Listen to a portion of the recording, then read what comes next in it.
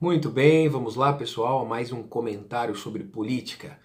Eu gostaria de comentar com vocês o que eu chamo de uma pseudoanálise feita pelo Sr. Carlos Andreassa a respeito das últimas manifestações do dia 30 de junho de 2019. Eu acredito que nessa pseudoanálise do Carlos Andreassa nós podemos identificar a construção muito clara de uma narrativa anticonservadora. Note-se, uma narrativa anticonservadora e não uma narrativa contra Bolsonaro. Isso é o que tem menos importância, apesar de não parecer. Como o assunto é importante e o nosso tempo é curto, vamos direto ao ponto. Muito bem. Comentando as manifestações do último dia 30 de junho, o Carlos Andreassa começa afirmando que foram manifestações significativas, representativas, e pela própria escolha das palavras e o modo de falar, nós já vemos aí uma resistência, né, em reconhecer a verdadeira importância, o verdadeiro valor dessas manifestações. Né? Tendenciosamente, infelizmente, o senhor Carlos Andreassa constrói as coisas dessa maneira, mas, de qualquer modo, após afirmar que essas manifestações foram significativas e representativas, ele afirma que elas foram também governistas. E aí está o grande crime dessas manifestações: serem governistas, ou seja, apoiarem pautas do governo. É curioso, eu perguntaria ao senhor Carlos Andreassa se o fato de o povo estar na rua, de o povo ir às ruas para defender pautas que julgam pertinentes, que julgam importantes para o seu país, torna o nosso país menos democrático. Eu gostaria que o senhor Carlos Andreassa me respondesse se o fato de o povo apoiar pautas de um governo torna esse governo menos democrático. De qualquer modo, o senhor Carlos Andreassa, indignado, né, porque essas pessoas estavam defendendo pautas do governo Bolsonaro, ele afirma: essas manifestações foram feitas claramente com o objetivo de pressionar e intimidar as instituições. Pressionar e intimidar as instituições, repetiu ele. Muito bem. A qualquer um que tenha se dado o mínimo trabalho de analisar, ainda que não tão profundamente, o que se pedia nessas manifestações, quem eram as pessoas que convocaram essas manifestações e quais eram suas intenções, sabe claramente que ali não havia absolutamente nenhuma crítica às instituições em si, nenhuma crítica às instituições enquanto tal. O que havia, é claro, uma crítica a indivíduos que, estando dentro das instituições, não agiam de acordo com os princípios dessas instituições e, por isso, não faziam o papel que deveriam fazer para o bem do país. A crítica não era às instituições, mas a indivíduos que não agiam como deveriam agir estando nas instituições para o bem da nação. Isso é claríssimo. Mas o senhor Andreassa, né, quer que as pessoas vejam essas manifestações como crítica às instituições democráticas. E isso não deveria nos espantar se nós voltássemos um pouco atrás e analisássemos o que ele disse a respeito das manifestações do dia 26 de maio, que também defendiam pautas do governo. Né? Ele disse, antes dessas manifestações do dia 26 ocorrerem, que eram manifestações antidemocráticas, autoritárias, contra as instituições do Estado Democrático de Direito. Disse claramente para todo mundo ouvir e queimou fantasticamente a língua no dia 26. Porque no dia 26 nada se viu além de pessoas comuns, brasileiros comuns, milhares por todo o país, com suas camisetas do Brasil, com suas bandeiras do Brasil, pedindo que fossem aprovadas medidas que eles julgavam importantes para o bem da nação. Só isso, nada além disso, e pacificamente. Mas o senhor Carlos Andreassa não se intimida, né? Ele está acostumado a profetizar e errar, né? Sem se envergonhar, sem sequer ter um mínimo de rubor no rosto, ele volta novamente com essa conversa fiada, tá certo? Como eu disse, não havia lá crítica às instituições em si. Muito bem, ele diz então que isso daqui, esse tipo de manifestação governista, é fruto de uma criminalização que há longo tempo vem sendo feita, uma criminalização da política, que vem sendo feita há longo tempo por quem? Pelas milícias bolsonaristas, né? E aí nós vemos um outro equívoco, ou uma outra canalice do senhor Carlos Andreassa, não é isso? Os senhores escolham se é equívoco ou se é canalice. Porque, evidentemente, quem esteve nessas manifestações, quem delas participou, quem com as pessoas que lá estavam conversou, que não é o caso do senhor Andreassa, tá certo? Viu claramente que ali as pessoas não estavam condenando a atividade política. Aliás, elas estavam ali fazendo política, horas. O que então o povo na rua pacificamente, defendendo bandeiras, solicitando ao Congresso que aprovasse aquelas medidas, o que eles estavam fazendo na rua senão política? E de modo pacífico? Eles estavam lá fazendo política. Obviamente não condenavam a política.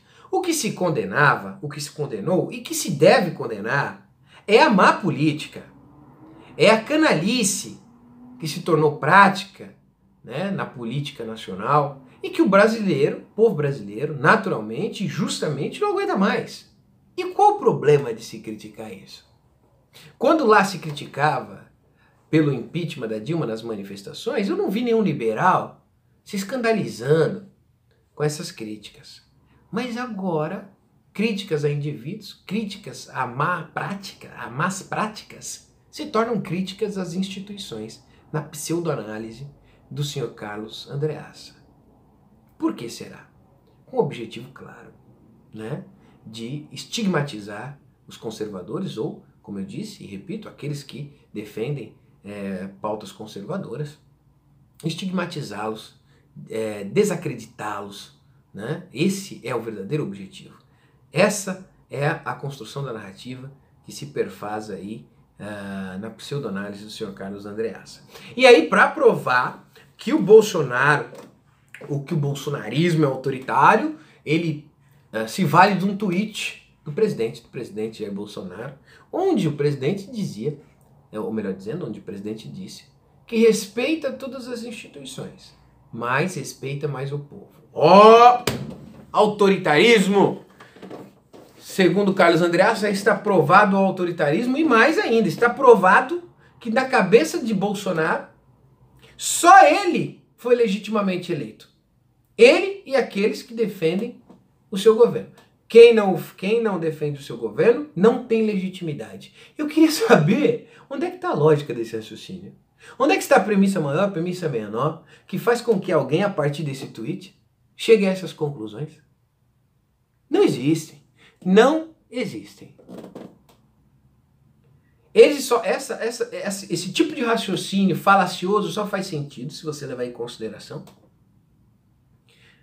a visão de liberais como Andreassa, que querem a todo custo calar os conservadores. Nem sequer ele os nomeia. Os conservadores ou outros, que não sendo propriamente conservadores, lá defendiam pautas propriamente conservadoras, são nomeados e rotulados por senhor Carlos Andreassa como simplesmente bolsonaristas. Não é isso? Muito bem. E aí nós vemos como esse discurso se constrói mais claramente ainda ao avaliar o comentário que o Andreassa faz a respeito do caso do MBL nas últimas manifestações do dia 30 de junho. Então lá ele diz que o grande erro do MBL, né, foi não acatar integralmente as pautas, ou melhor dizendo, a agenda governista, tá certo? É um erro de novo, ou melhor dizendo, ou é um equívoco, ou uma canalice. Por quê? Porque o erro do MBL não foi acatar integralmente a agenda governista. O erro do MBL, para aquelas pessoas que o criticou nas manifestações, para aquelas pessoas que criticaram o MBL nas manifestações, foi ter, nas manifestações do dia 26, mentido a respeito das pessoas que saíram às ruas. Mentido. Foi ter propagado uma narrativa mentirosa de que aquelas manifestações eram antidemocráticas, eram autoritárias, eram fascistoides. Esse foi o erro do MBL. Foi combater uma manifestação legítima em prol de pautas que eles mesmos dizem defender. Por quê? Na cabeça deles, naquele momento, não se podia fazer aquela manifestação. Ah, esses conservadores, eles não entendem de jogatina política, né? Eles ficam lá querendo ir às ruas para que o Congresso saiba o que eles acreditam que é bom para o país. Não, não se pode. Ai, pressionar assim o Congresso Nacional, o Parlamento, que coisa feia, né? Não, não se pode. Não é assim que se faz as coisas. Então o MBL mentiu, né? Estigmatizou essas pessoas nas manifestações do dia 26, tá certo? Jogou contra as manifestações do dia 26. E aí, no dia 30 de junho, o MBL decide vir para defender basicamente as mesmas pautas. E aí, é claro, colheu o que plantou. Plantou injustiça, plantou críticas, plantou xingamentos, colheu críticas, colheu xingamentos. Só não colheu injustiça. Foi o que aconteceu, está aí no vídeo publicado na internet, aqui pelo Direito de São Paulo, para quem quiser ver. Algumas pessoas do Direito de São Paulo, passando aí pelo carro do MBL, postaram em frente com cartazes, gritando palavras de ordem, né? Outros circunstantes também, que queriam demonstrar o repúdio à atitude do MBL, lá faziam coro com o pessoal do Direito de São Paulo. Um dos integrantes lá do MBL se revoltou, né? Ficou bravo, foi até os manifestantes do Direito de São Paulo e arrancou o cartaz das mãos de um dos manifestantes.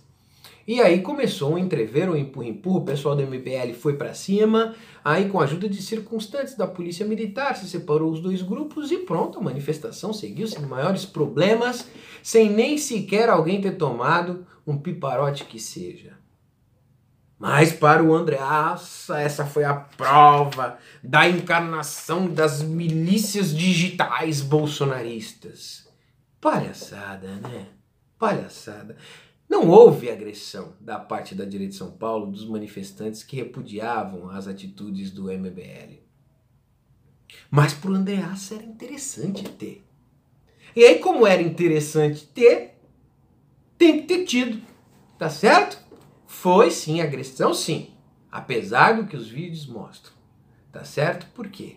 Porque isso endossa essa narrativa falaciosa, né? Essa narrativa mentirosa, de que aqueles que apoiam o governo Bolsonaro são fascistoides, são antidemocráticos. Tá certo? Andreassa, então, claramente faz coro com outros liberais, né?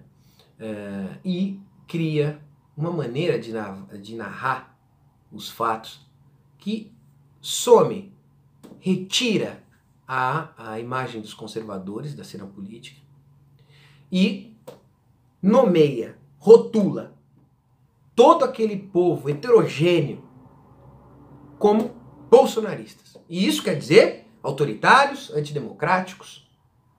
Tá certo? Por quê? Porque os conservadores não podem ter voz, não é? Porque os conservadores não podem liderar a cena política.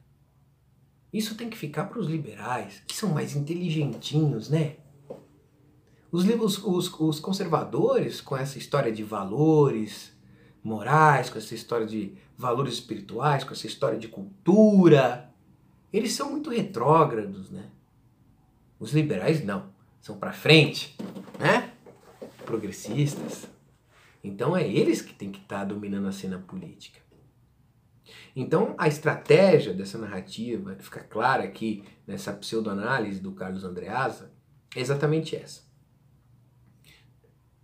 Nomear os conservadores de antidemocráticos e fascistas, para que eles percam o apoio que eles têm das pessoas, para que as próprias pessoas desavisadas deixem de apoiar os conservadores por medo, né, dessa estratégia de Goebbels de repetir uma mentira até que ela se torne verdade, tá certo? E as pessoas então, com medo do espantalho do fascismo, do autoritarismo antidemocrático, se afastem do movimento conservador que a cada dia que passa cresce no Brasil. Mas nós não deixaremos, né? Nós não deixaremos essa falsa narrativa e esse tipo de pseudoanálise vigorar. Nós vamos desqualificá-los, nós vamos desqualificá-las e desmontá-las e apresentá-las ao nosso público. Poderia dizer ainda mais, mas aqui eu acho que passei a mensagem que gostaria de ter passado. Não nos enganemos. Liberais e centro-esquerda convergem nesse ponto específico da narrativa para uma tática de chamar sempre os conservadores de autoritários e antidemocráticos, para que eles possam assumir a cena política e possam, como há muito tempo tem feito, calar a boca dos conservadores. Mas nós não deixaremos.